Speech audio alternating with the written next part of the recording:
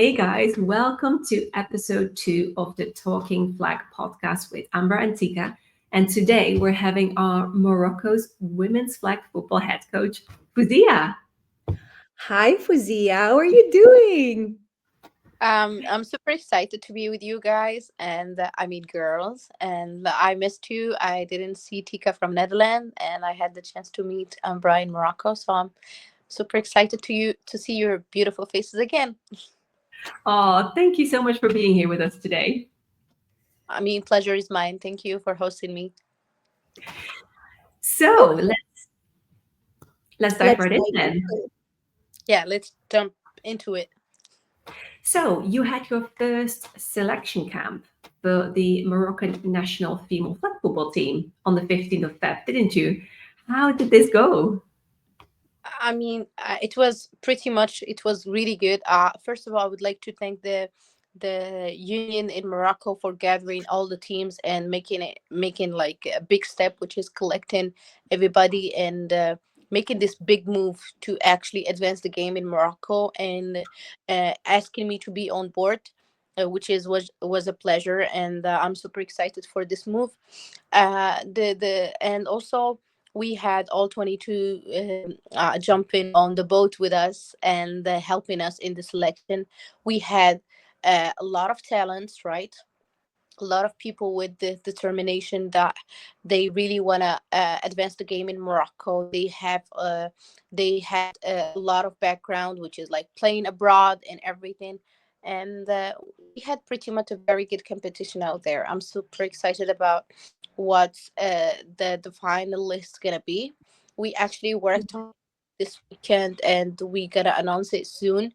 So I'm super excited to have those beautiful athletes again and reshape them and help them gain.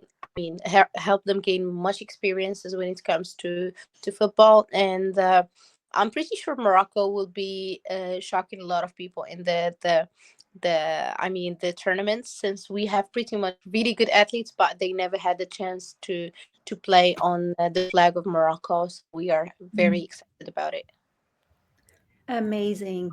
And actually, obviously, I was there and I witnessed lots of talent. Like, obviously, I've been to Morocco before, I've seen the girls before, and it has always surprised me how much talent there is out there. And I know, as you mentioned, there's lots of girls who actually do tournaments abroad and they try to develop, which is amazing. But I'm just really, really excited to see them on the international stage.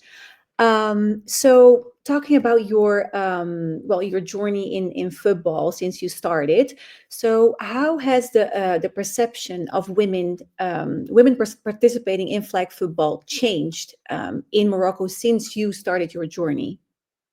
Yeah, so first, when we started, we had like a small community of women playing football before me, and so even like existing in that time, the efforts were only individuals.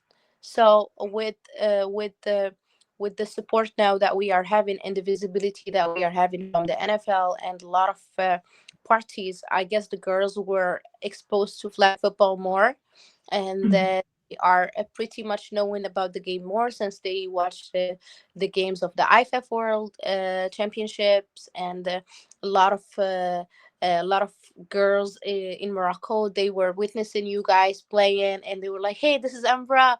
Your friend is playing against this team. And also Diana, your friend is playing against this team." So it was pretty much the explosion of the. I mean. People being exposed to the game, even if they are not willing, if they don't want to. So even if they don't want to play football, they were exposed to the game and they start like following the news. This girl is playing. We didn't have that in 2020, 2014, sorry, 2014 or 15.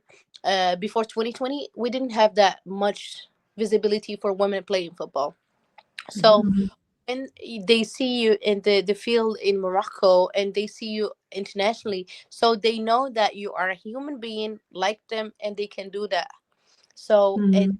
as before, when they see you on TV, They don't think they are at that level of the game, but later on they know that they can do it. And they for instance, with Diana Flores, she was the world champion, and she came to Morocco. The girls were super excited, and when Ambra, they see her with the wearing the national the Italian flag and everything, and they catch up with her in the field, so they know that their dreams can come true if they work for it. So I guess the media plays a big role in all what's going on in the world, and like giving them role models that they do exist, and they see them and they meet them in real life, give them that hope, which is we can do it too. That's great. And you were saying we can do that too. And I'm just wondering, obviously you founded the We Can Morocco project. Is that related to this? And can you maybe tell us a little bit more about the project or the academy? Yeah, for sure. So the baby project, I call it a baby project because Mhm. after we had a game in Egypt in 2020 with Umbra alongside with us, I was in health wise, I wasn't doing all right, as you all can know. So I wanted to do more with football than just playing it and running a team, which is impacting more girls through education, and balancing that between education and sport at the same time, and breaking a lot of barriers and finding actual sponsors that can help them without them paying. And Mhm. I tackled actually the rural area most of the time, because there I know their capacity are limited and the resources as well are limited. So I try to collaborate with the U.S. Embassy in Morocco, NFL, Green Bay Packers. We had She Has Access project, first edition, where we actually brought elite Green Bay Packers alumni, and also I had the camps with C.J. Stroud, Justin Field, which is big names of the NFL that I managed to bring with a lot of partners that were believing in my mission, and also teams in Morocco that really were, all the way when it comes to the vision and how we see it. For instance, Dragons team, they collaborated with us. They are the only women's team, team that exists in Morocco, and I've been showing them a lot of supports as. I know the girls out there, they've been trying and trying for ages, but uh, they are giving me hope, because I know I see myself in them, to be honest, because I know how I started. I didn't find someone actually who to support me, so I'm trying to support as much as I can, besides Weekend Morocco. But Weekend Morocco was the main body of the support that everybody was getting, especially the girls in Morocco, when it comes to flag football. That makes a lot of sense. And I think it's nice that you mentioned that, because when you started, you probably didn't really have any role models to look up to. You had to pave your own way. And now you are being that role model for the next generation and for the existing team. So that's really amazing what you're doing in Morocco, Fouz. So I can imagine when you founded the Weekend Academy and all the initiatives that you've been taking in Morocco, that you would have faced some challenges. Which were those challenges? So besides like being sick and having breast cancer that stopped me from playing for ages, and I know Tika and you, Umbra, were there for me most of the time, and like even Umbra, she flew back and forth to support me when it comes to my treatments. And I really appreciate Umbra my whole life. And so the biggest challenge, to be honest, when it comes to football, wasn't me being sick, to be honest. It was the this encouragement of the people that were before me, which is like it was jealousy most of the time in Morocco, and not honorable competition, to be honest. And that did bother me for a bit, but then I was like, since they were before me and I came last, and I'm doing this, I guess it just the they are expressing themselves because they couldn't do it. and I came last and I did it. It was a bit shock for them. So then I didn't care about it that much, and I was like, and especially the position that I hold, that I work in, and the partners that I work with, and I mean, I'm not in the state that I was in 2020. Actually, I leveled up a lot, and even the resources, even the job, even the things that I was in, it's not the same. So it's not about I have a lot to lose, but I'm pretty sure I have no issue with anyone, but if anyone has an issue, I have no problem. So, so it's a Yeah. different state. I'm sorry for talking. It's a different state, but that's the thing that really did this encouragement for me most of the time, which is and also leaving me thinking about leaving Morocco most of the time. But then, especially when I settled down and I got married, I forgot that I mean that thoughts, and I start working and working so hard and trying to grow the business that I'm having here in Morocco. Hmm. Yeah. Okay, so then when we look further into the future, what are your main goals to help develop women's flag football in Morocco and maybe beyond? So currently we are within Weekend Morocco. We are trying to have like provided full scholarship for the girls who plays football, and we are working on it with the really big names that I don't want to mention now till the deal is sealed. I mean, is done. So we are trying to have like do scholarship for the girls that been with us before that really want to study abroad, especially in the state, and give them the chance to play football without paying for it, but also have a very good education abroad that can help them in the future. Because I know when you travel, besides playing sports, when you travel, your vision, your thoughts, everything like really change. It's not the same when you stuck to one place. So we Mhm. trying to get that, and also I'm trying to collaborate with some people in the state now in order to help the girls play professional, hopefully. But it's when it comes to tackle football. But in flag football now, we are just trying to win the African Cup and the African Championship, and hopefully go step by step to bigger like competitions. And why not LA 2028? I know you guys have a chance as well, but we're trying to We get do. there. Yeah, no, of course. And obviously, yes, we play for Team Italy, but we do hope for Team Morocco to make the Olympics, obviously, on behalf of the African continent, obviously. So, yeah, talking about the Olympics now with flag football's inclusion in 2028, um, do you think that is going to impact the sport's popularity in Morocco and maybe even across Africa?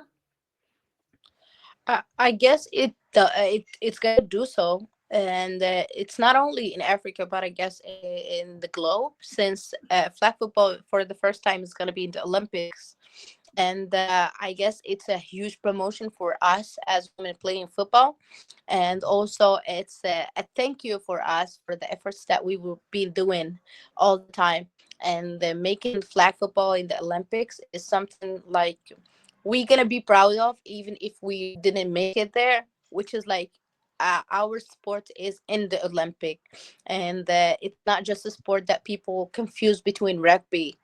As we do have flag Mhm. football Olympics, so you Yeah. you know the sport, and everybody gonna watch it because I mean the Olympics in general, everybody watch the sport that they never heard of. So Mhm. I guess it's gonna be a huge exposure, and it's gonna open other opportunities that we never dreamed of. Mhm. Yeah, Mhm. I think so too. Yeah. And yeah, I mean, I think like us as players, I think flag football being in the Olympics now feels like our efforts have finally paid off, isn't it? Like we all, the three of us, we have been working towards this in our own ways with, you developing your academy with the national team, and we've been doing our own efforts to grow the game. And now seeing this game getting into the Olympics is a huge achievement in itself. So even if Morocco wouldn't make it, or Italy it wouldn't make it, it doesn't matter. Like, the fact that it's an Olympic sport already is huge, and we all contributed to that. So I think that's really beautiful. Yeah, yeah, Yeah. exactly. Right. So a slightly different topic then. You've recently become a mom. Congrats. Is the little one going to become a football addict as much as her mom? We would like to know. So actually, her first bag that I took to the hospital, it was a bag with her name and a little football. Oh. So from day one, she has to play the sport. So no choice. I mean, play the sport, do something else later. But flag football, yeah, flag football. It's a part of me. I mean, football in general. It's a part of who I am, and it's she will be in the field most of the time with us, like traveling. We will be traveling later on next year to Green Bay, so she will be with us, and she will be in the field, hopefully, if she is calm and not making a lot of noises. But being a mom is one of the hardest things that I experienced. It you learn that you have to be more patient. Umbra knows I'm zero patient person. uh no, no at all. I like to do things quick, everything done in a minute. But you have to learn how to deal with a human being that depends on you literally in everything. Even like, they cannot eat without you, they cannot change diapers without you. So you have to know that you have to be really patient about that person, and give it time and be more calm, I guess. Which is the character that I never tried to have. I mean, never know that I deep down I am a calm person, because I'm always excited about something, always trying to do something. But me being calm is the next level. Who would have ever thought? Who would have ever thought? No, but I think being a mom really changes you, and probably, yeah, you will learn different things about yourself. And as you said, like, you have a human that depends on you 24 hours a day. So it must be a very difficult phase, but also a very beautiful phase. So then, how are you going to combine, being a mom with head coaching the national team? I guess God gives battles to the strongest warriors, as they say. So I guess, being a mom, it's not gonna stop in me from leading a team. It empowers me to do so, actually, and give my daughter, like, your mom can do everything, so you can do it too. And Mm. being a mom, especially to baby girl, is uh, is something like really empowering. And Mm. you have that feeling that for the first time of your life, you want somebody to be better than you. Mm. uh, Whatever I achieved, I actually want my daughter to be better than me. So I this is the only thing that I want in life. You guys are gonna make me cry. Oh, Yeah. Fouz. So We it's didn't always mean. That's having that Go. human being that you really want I mean, to give, uh to you want that person to be better than you, and you want that person to know that they can be proud of you. I know most of the parents want to be proud of their kids, but I really want my kids to be proud of me as a mom. Mm. And I'm gonna be, of course, proud of them, of whatever choices they're gonna be making. So it's a helicopter, a roller coaster, as they say.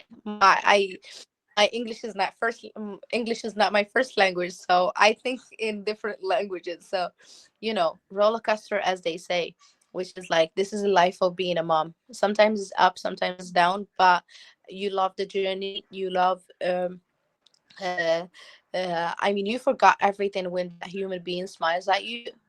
and and it's a beautiful experience, to be honest, that I cannot trade for everything in the world. Excellent. That's beautiful. So, whilst being a mom and having all these things going on and being involved in so many things, at this point, what would be your biggest dream for football in Morocco?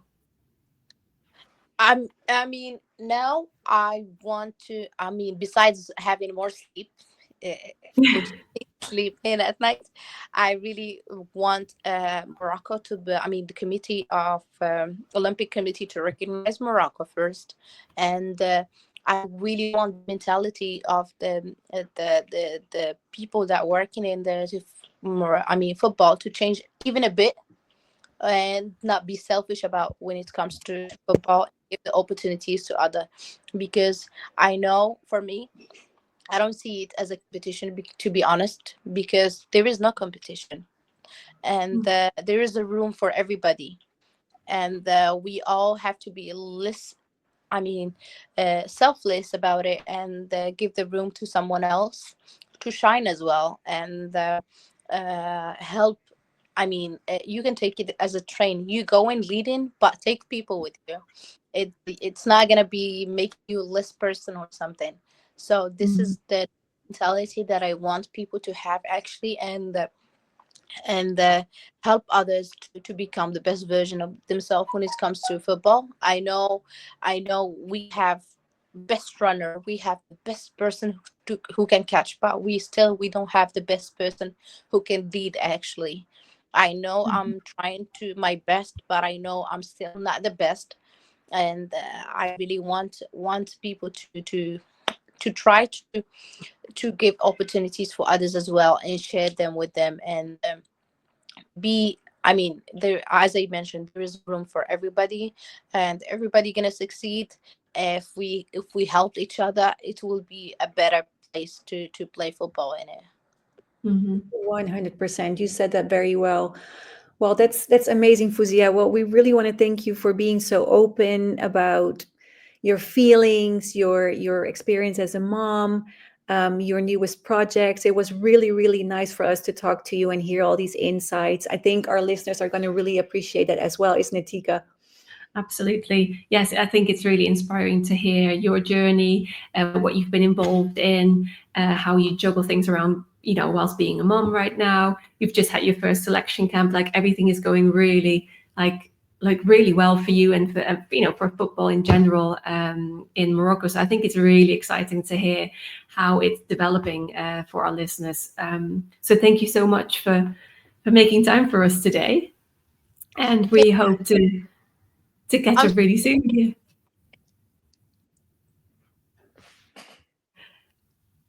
so Oh, I it's think we did something. yeah, yeah, I was cut. So I actually I'm super excited to, I mean, you having me. I had the blast, and for everything, to be honest, I couldn't do it without my husband helping me, because it takes a lot to deal with the newborn, and Mm, the selection and everything. I'm just gonna thank everybody in Morocco and the union, all 22, everybody who supported that. I couldn't do it by myself, to be honest. That's why yeah. I tell you all the time, you can lead, but you can never lead alone. You need people, you need an army with you. So and you guys part of the army as well, and I'm so glad to have this with you, and good luck in your podcast. It's amazing, and I really had fun. I couldn't feel like actually I'm being questioned, just like having a talk with friends, and I'm super excited for you guys and what's the future gonna hold in the future. I mean, the upcoming future. Thank you so much for having me. Love you. Thank you so much, Fouz. Thank you for being here, and we'll speak to you soon again, okay?